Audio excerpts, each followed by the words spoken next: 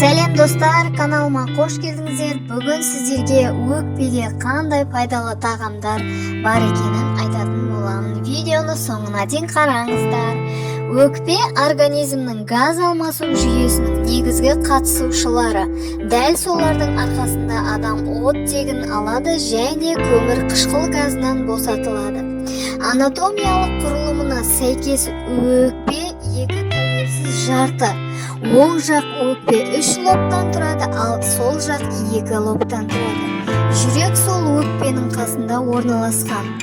Өкпе тіні лобулардан тұрады. Олардың әрқайсысы бронхтардан бір тармағын қамтиды. Содан кейін бронхияларға, содан кейін альвеоларға айналады.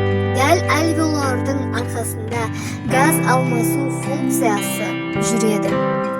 Өкпенің тыныс алу беті оның құрылымына байланысты адам денесінен 75 есе үлкен.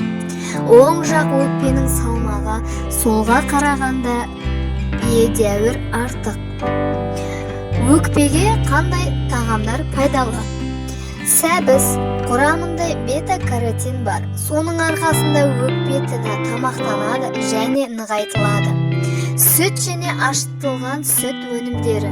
Олардың құрамында өкпені қалыпты жұмыс істеу үшін өте қатты қажет.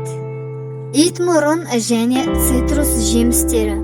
Олар өкпені патогенді микроорганизмдерден қорғауға қатысатын С витаминіне бай.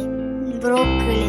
Өкпе құрылыс материалы ретінде пайдаланылатын өсімдік ақуызының жақсы көзі.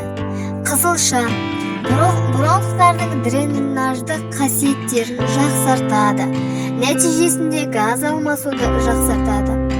Қарақұмық, линден және қылқан жапырақтар бал құрамындағы дәрумендер мен микроэлементтердің арқасында ол бронхиолдарды сергітеді. Қақырықтың бөлінуін жақсартады.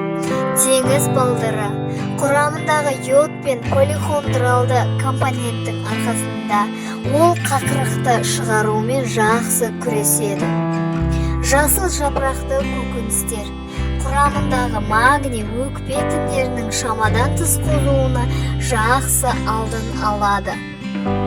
Достар, видео ұнаса лайк басып, менің каналыма қолдау көрсетіп кетіңіздер.